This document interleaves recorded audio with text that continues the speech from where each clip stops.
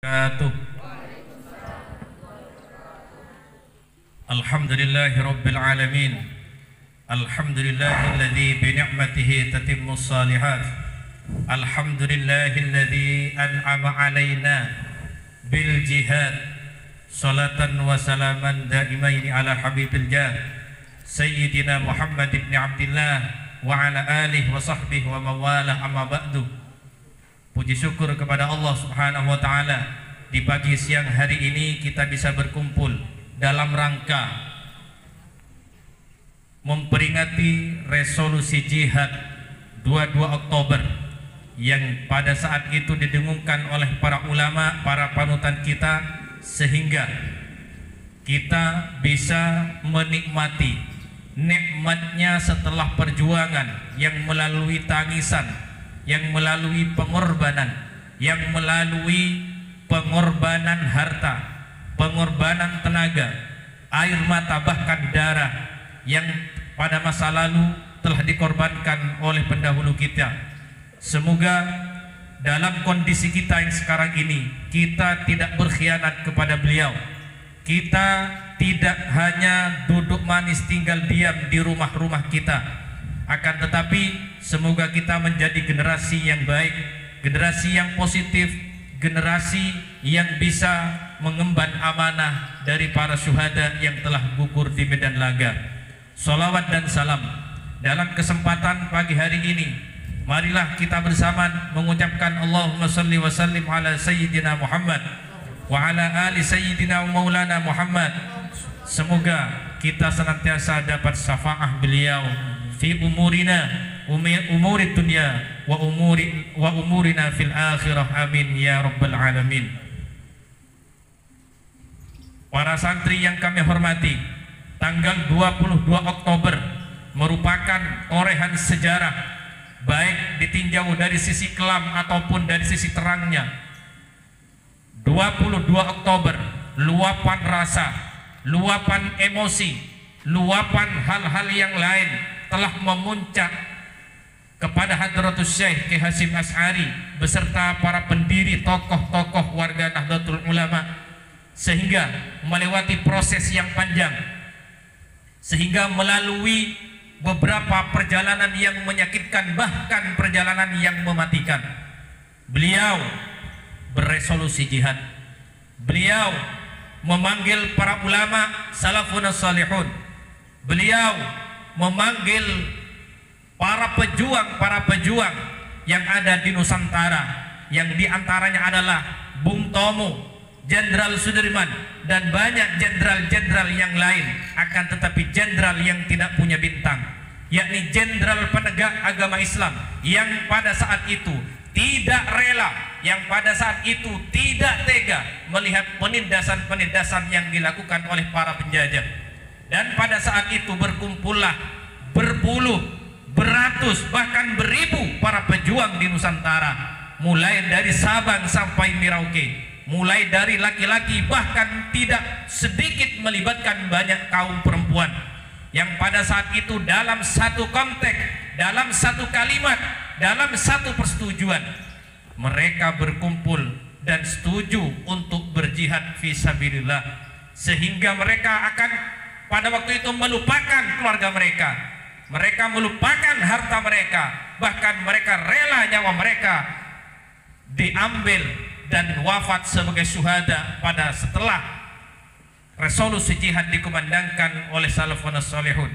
Maka dengan itu tercatatlah dengan tinta emas dalam sejarah perjalanan Nusantara kita, para ulama, para syuhada, dan juga para pahlawan yang pada saat itu beragama Islam dan tidak sedikit diikuti oleh agama-agama yang lain, sehingga satu kata bagi mereka, sehingga satu tujuan bagi mereka, sehingga satu-satunya kalimat yang pantas pada waktu itu, merdeka atau mati. Ulama kita bukan ulama yang kaleng-kaleng. Ulama kita bukan takut kepada moncong senjata. Ulama kita tidak gentar menghadapi tajamnya senjata-senjata mereka, panasnya timah yang sering menerpa dada-dada mereka. Setelah darah mereka mengalir di tanah bumi pertiwi ini, bukan rasa takut ataupun berkhianat dalam hati mereka, akan tetapi setiap tetes darah yang jatuh kepada tanah bumi pertiwi kita menumbuh kembangkan rasa jihad dan semangat untuk memperjuangkan kemerdekaan. Anak-anakku, sahabatku, sahabat santri yang kami hormati, kita sekarang hidup dalam kondisi yang aman. Kita sekarang hidup dalam kondisi yang damai. Kita hidup pada saat ini dengan kondisi yang sangat nyaman. Kita bisa pergi kemana saja. Kita bisa berbuat apa saja. Kita bisa memakai apa saja yang kita punya, atau bahkan memilih daripada pilihan-pilihan yang kita sukai. Ingatlah anak-anakku, sahabatku santri yang kami hormati, pada saat 22 Oktober, pada saat resolusi jihad dikumandangkan, kita tidak boleh mengibarkan bendera merah putih di bumi Nusantara. Kita tidak bisa mengibarkan bendera merah putih di udara kita. Kita tidak bisa memakai bendera kebanggaan kita Nahdlatul Ulama di bumi di mana kita dilahirkan.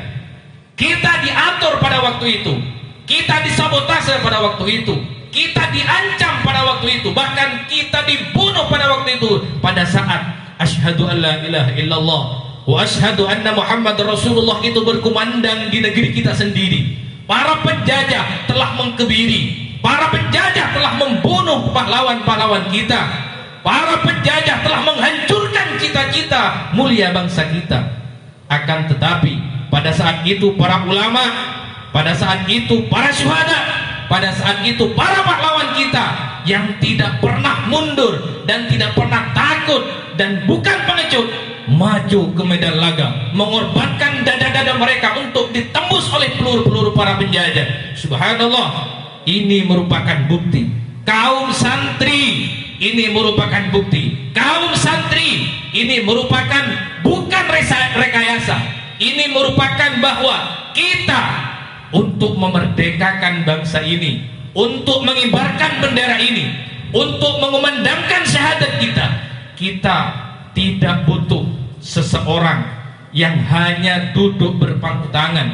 Mereka mengorbankan nyawa mereka, mereka mengorbankan harta mereka, mereka mengorbankan apa saja yang mereka punya demi kemerdekaan NKRI, demi kemerdekaan bangsa Indonesia, demi bersatunya negara kesatuan Republik Indonesia. Maka anak-anakku sekalian, sahabat santri yang kami cintai dan kami hormati, jika kalian dalam kondisi yang aman, jika pada saat ini kita dalam kondisi yang sekarang ini kita nikmati, apapun yang kita miliki, apapun yang kita mau, apapun yang kita cita-citakan, insya Allah bisa tercapai jika kita berjihad dalam kondisi dan zaman kita saat ini. Apa jihad, anak-anakku, saudara-saudaraku yang kami hormati? Kita jihad melawan kemauan-kemauan kita yang bertentangan dengan kemauan para ulama dan para pahlawan kita. Lihatlah Jenderal Sudirman, dia tidak pernah menamatkan sekolah dimanapun. Lihatlah pahlawan-pahlawan kita, lihatlah yang telah gugur di medan laga pada waktu membela negara kesatuan Republik Indonesia. Mereka tidak minta dihargai dengan emas, mereka tidak minta dihargai dengan jabatan, mereka tidak minta dihargai dengan apapun. Mereka ingin dihargai oleh generasi kita, oleh kita sendiri. Mulai saat ini penghargaan kita hadiahkan dan junjung tinggi kepada mereka dengan cara kita melawan kemauan kita yang menentang dengan akidah Ahlus Sunnah wal Jamaah. Kita lawan kemauan mereka yang ingin menghancurkan negara kesatuan Republik Indonesia. Hadirin, teman-teman, sahabat, anak-anakku sekalian, bukti bahwa kita adalah generasi yang tidak mengkhianati mereka.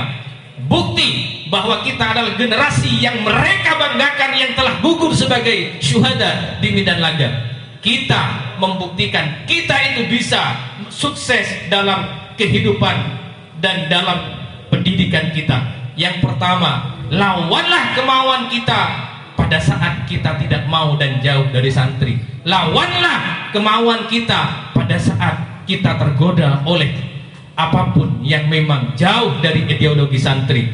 Kadang anak-anakku sekalian, kadang sahabat-sahabatku sekalian, suatu ketika seorang santri berani membuka baju santrinya, berani membuang kopiah santrinya, berani membuang sarung dan kebayanya, berani berkhianat atas alma mater kesantriannya, hanya digoda oleh hal-hal yang sepele. Yang pertama, biasanya santri yang akil balik, yang menginjak remaja ataupun menuju pada jenjang dewasa, kadang santri hanya digoda oleh hal tiga yang sangat sepele. Yang pertama, kadang pondok memberikan undang-undang tidak boleh merokok saja mereka tidak mampu. Mereka tidak kerasan, tak pernah karena pondok tak boleh rokok. Karena dengan pondok diharamkan untuk merokok bagi santri. Kadang hanya ini yang mengganggu kita. Apalah arti sebatang rokok ditimbang beribu-ribu pahlawan yang telah wafat di medan laga.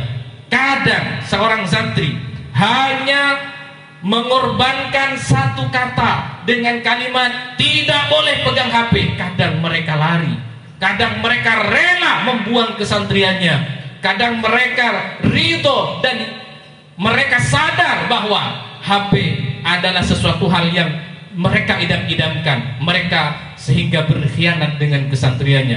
Kadang saudara, anak-anakku sekalian, digoda oleh produk luar negeri.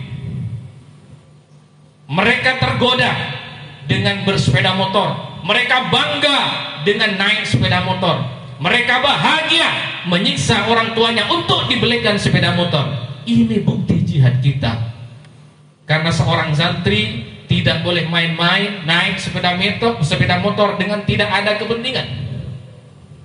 Pesantren manapun melarang santri-santrinya menaiki sepeda motor tanpa adanya kepentingan.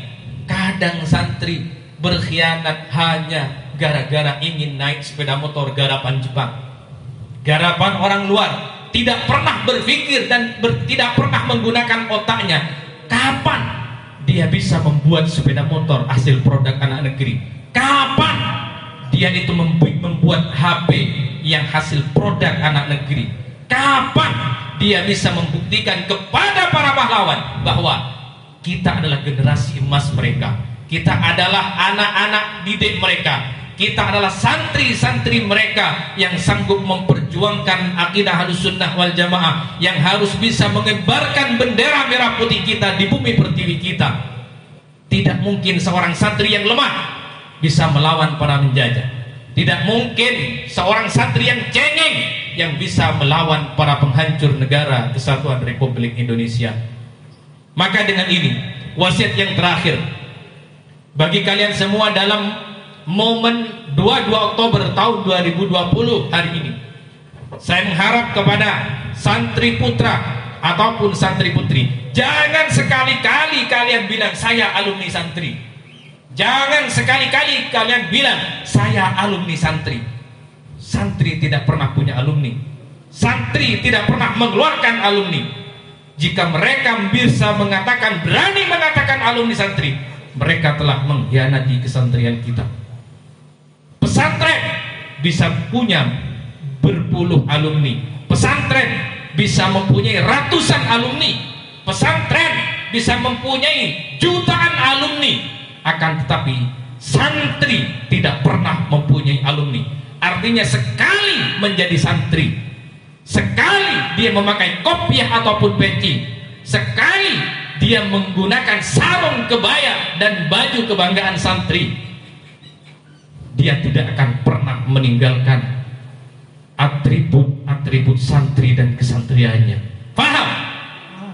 Sanggupkah kita menjadi santri mulai pada saat kita berkomitmen bismillah ya Allah saya menjadi santri hari ini, sampai akhir hayat nanti santri akan menjadi tolak ukur kehidupan, bahkan kami sebagai santri akan kami bawa mati. Setuju? Sanggup? Pernahkah kalian membayangkan seorang perempuan biarkan dia sudah ada yang merawat. Dengarkan kalimat saya, biarkan kita punya santri putri dianggap remeh, lemah dengan kondisi fisik dan kemampuan. Buktikan Cut Nyatin pun seorang santri, buktikan Cut Nyak Mutia juga seorang santri, buktikan banyak santri-santri sekalipun tidak diekspos dalam kepahlawanannya, sekalipun tidak dieksporkan dalam kepahlawanan perjuangannya, R.A. Kartini sanggup mendobrak perempuan tidak bisa apa-apa. Saya berdoa kepada Allah Subhanahu wa taala, santri putri harus menjadi tolak ukur di wilayah lingkungannya. Santri putri harus bisa mandiri. Santri putri harus bisa mengibarkan bendera kesantrian kalian, bahwa kalian sekalipun perempuan juga bisa tampil untuk melawan penjajah-penjajah masa depan.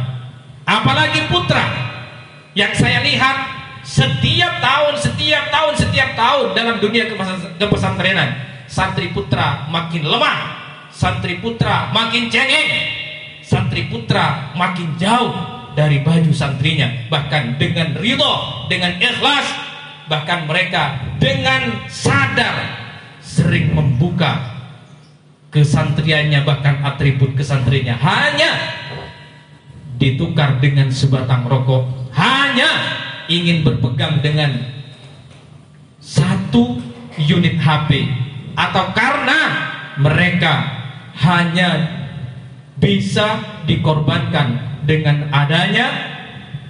adanya sebuah produk-produk seperti sepeda motor dan yang lain. Oleh karena itu, tumbuh kembangkanlah rasa perjuangan kalian, tumbuh kembangkanlah rasa kalian pasti bisa, kalian mampu. Bismillah, tawakkaltu ala Allah. Bagaimana kita bisa berperang pada saat fisik kita lemah? Bagaimana kita bisa berperang menghadapi mereka pada saat intelektualitas kita lemah? Maka saya tegaskan, seorang santri pantang mundur. Sekalipun mati menunggu kita, sekalipun darah kita berceceran di bumi pertiwi kita, demi membela NKRI, demi membela Nahdlatul Ulama, dan juga demi